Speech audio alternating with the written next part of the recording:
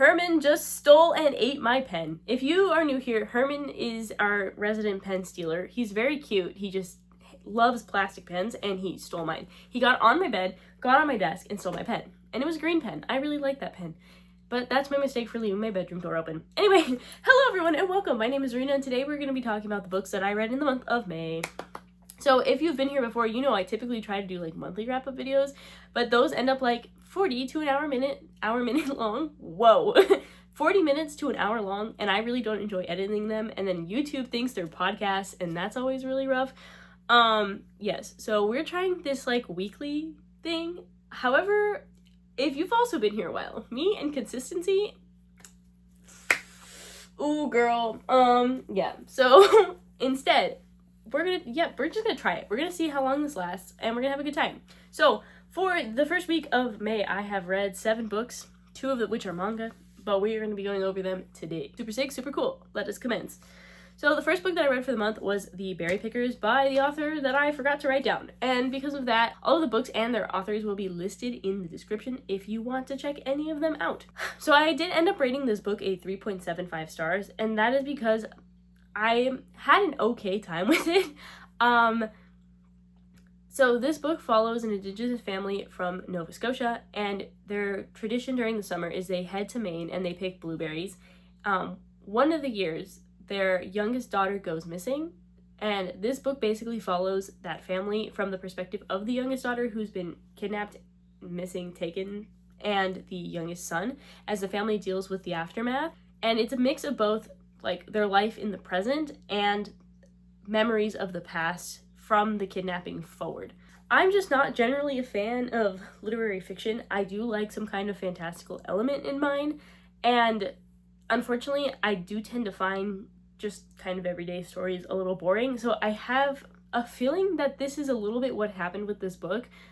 On top of that, I just feel like the way that the story was told did remove a lot of tension from the book, making it kind of boring. And so a lot of the time, because we are with the characters in the present and then looking back at their memories of the past, it removed a lot of tension from some of the pivotal scenes and some of the pivotal plot points, to the point where like you're kind of just reading their history rather than actually experiencing the story with them, which is something that I'd rather prefer. On top of that, this book does deal with quite heavy topics. So 2 of the main points that might be difficult for some readers, a lot of the story and some of the more difficult things that happen has a lot to do with how indigenous people are treated in the Americas, mainly North America, because that's where this story takes place, between both Canada and the United States. So if you are familiar with how, even in like modern times, how horribly indigenous people are treated, I don't think any of this will be kind of a surprise. But if you're someone who's unaware of that history, this could be a very eye-opening book in that regards. The other main kind of dark plot point that made this book a little bit difficult is it has to do a lot with the trauma around infertility and at what lengths people will go to. So if you're sensitive to topics like that, I would definitely probably avoid it. Some of the other dark themes and topics that come up are addiction and violence to spouses.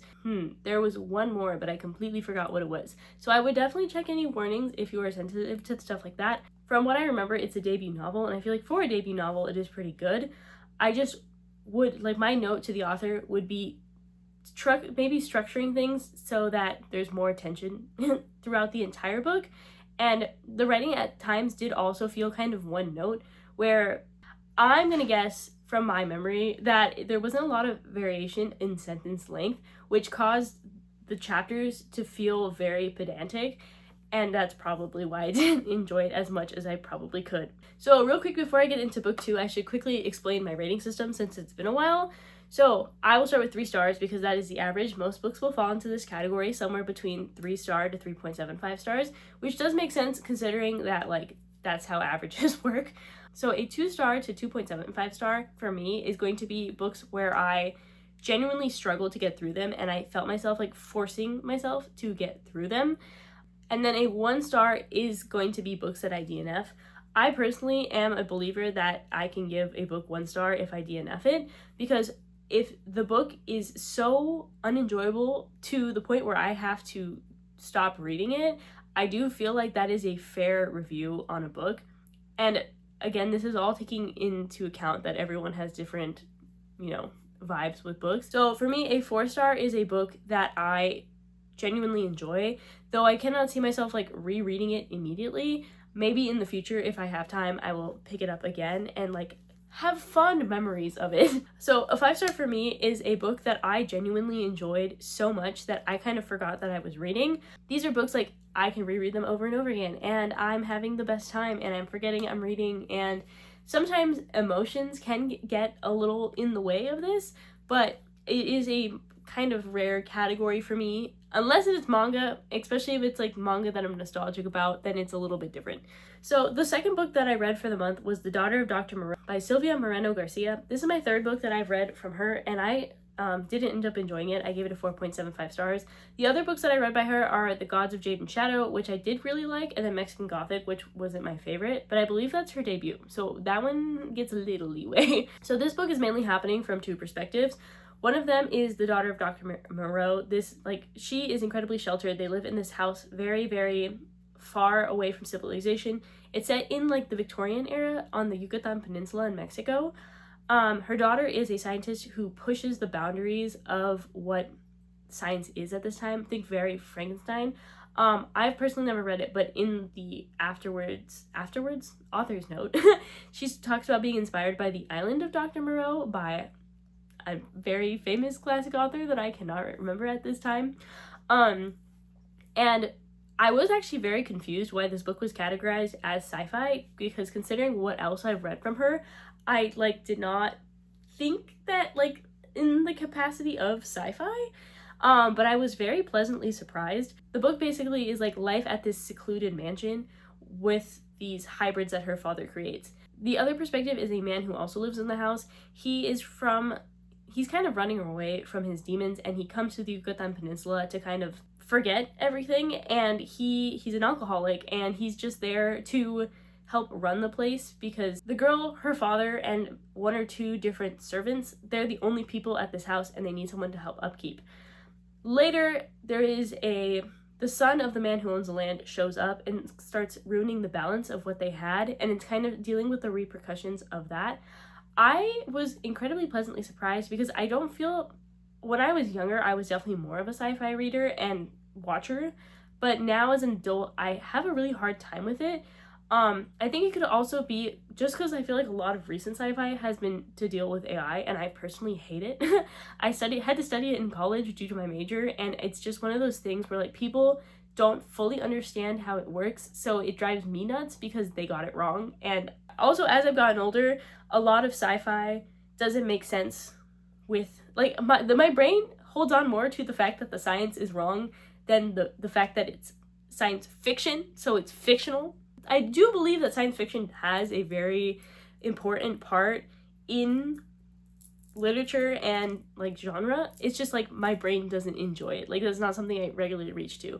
But I think because this had to do with Victorian Mexico, which is on the Yucatan Peninsula, Silvia Moreno-Garcia's bread and butter, man. This woman just knows how to write a creepy Mexican Gothic story.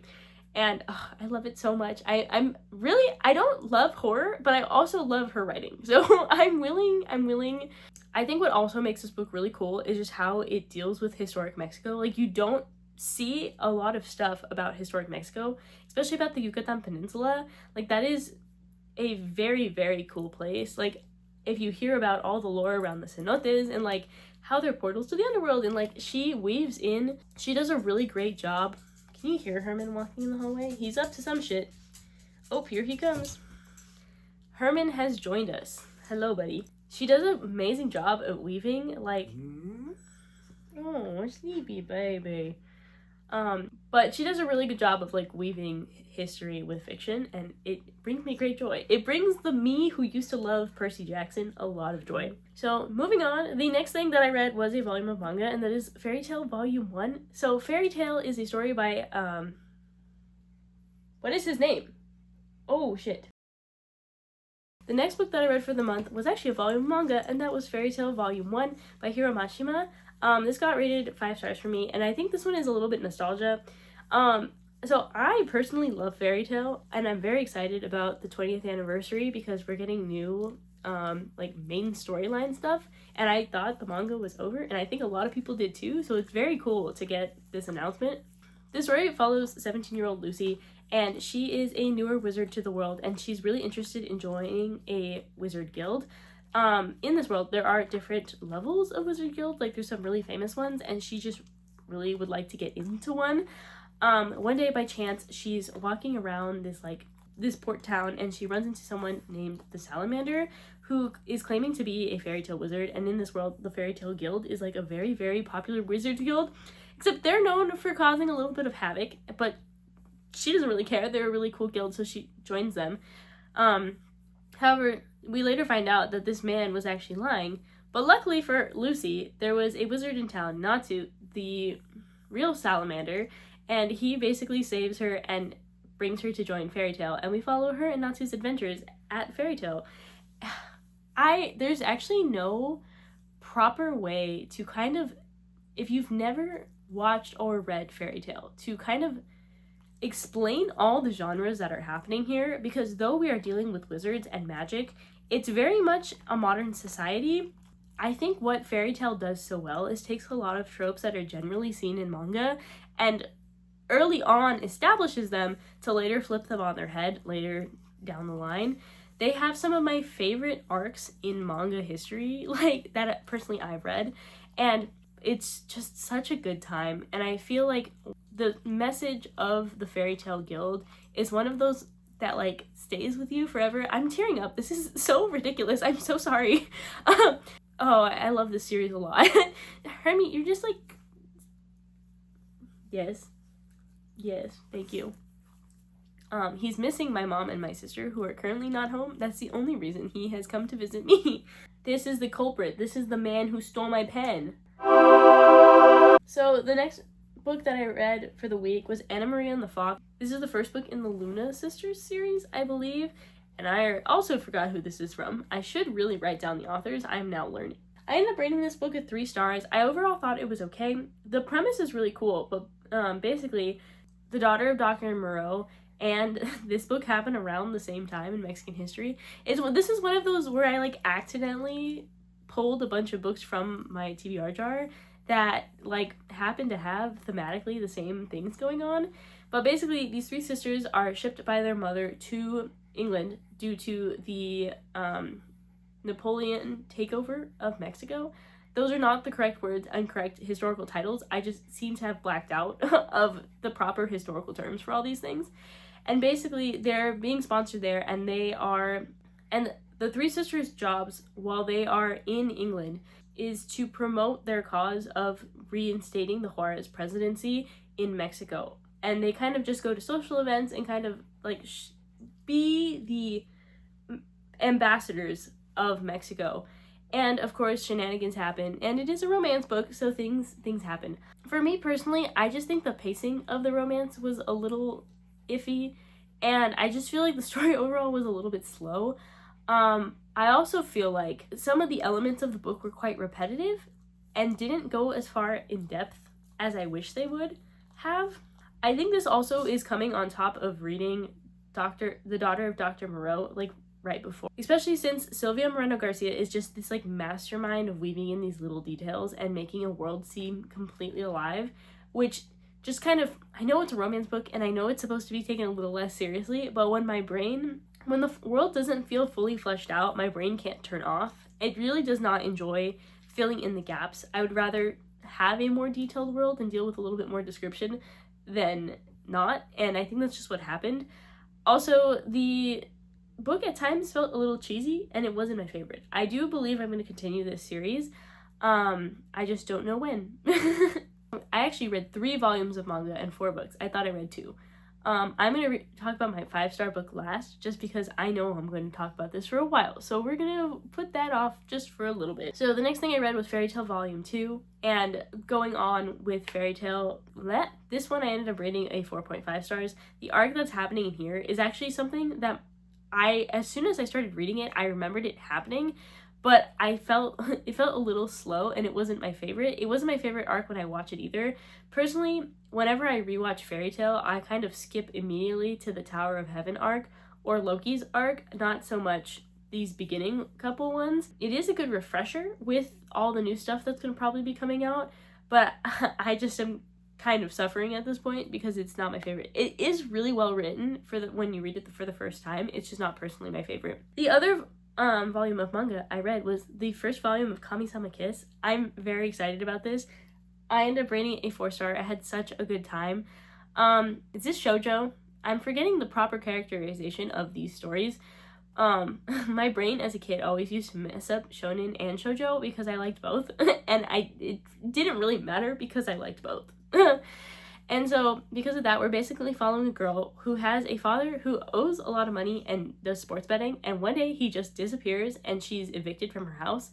So a mysterious man finds her and is like, you can live at this temple, but you must become proprietress is not the correct word, but something along those lines. And when she shows up, there is this guy who immediately hates her and is like, humans cannot be this job you're supposed to be. And she's like, well, I'm here now. This is a roof to stay. So yeah, and it's basically the story of how she has to learn how to run this. And what's really fun is once she becomes the proprietress, it has access to the spirit world, and the spirit world is not very kind to humans. And yeah, a lot of fun shenanigans ensue. This is the first time I'm reading the series. I actually don't really know what's going on. I have no idea how the story ends. I'm very excited, just because this is such a popular story, so I'm having a good time so far. So the last thing I'm going to be talking about is something I'm very excited to talk about, and that is The Grandest Games by Jennifer Lynn Barnes. This is the first book in what I call the part 2 of the Inheritance Games series. Technically, this is the first book in The Grandest Games, which is a completely removed series that you can kind of read without reading the Inheritance Games. However, I wouldn't suggest it because I feel like the Inheritance Games does add a lot of context.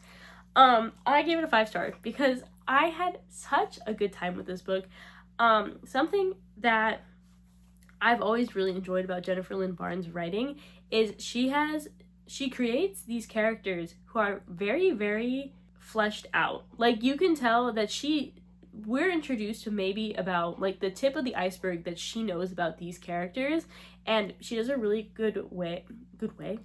she does a really good job of slowly revealing these things and they make sense with the story because they're really well pre-planned. Something that I'm enjoying about The Grandest Games is that the riddles and puzzles feel more difficult than in the Inheritance Games, which is really cool and something I was worried about because I think in the second or third book, I just kind of was like, ooh, these puzzles kind of are not my favorite because, sorry, backtrack. What are these books about? So basically in the Inheritance Games, there is a billionaire. His name is Tobias Hawthorne, and he has 4 grandsons who are set to inherit his money after he passes away. Except due to some unforeseen circumstances, a random girl named Avery Grams is brought into the fold, and the 5 of them must compete to win the entire inheritance, aka the Inheritance Games. So the person who won has decided that billions of dollars is not something that they need, so they've created what they are now calling the Grandest Games, and they invite random people to come play and be able to win this money,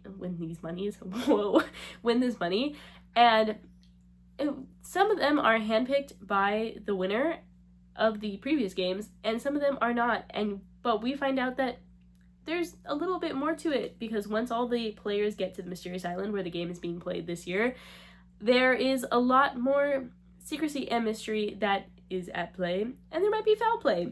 Who knows?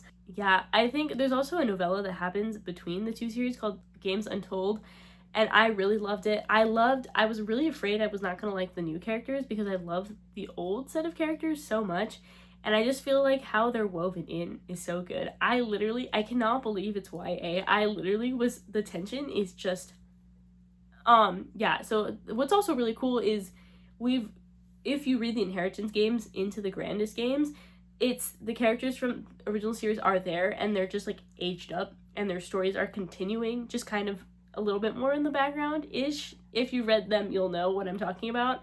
And shake the baby.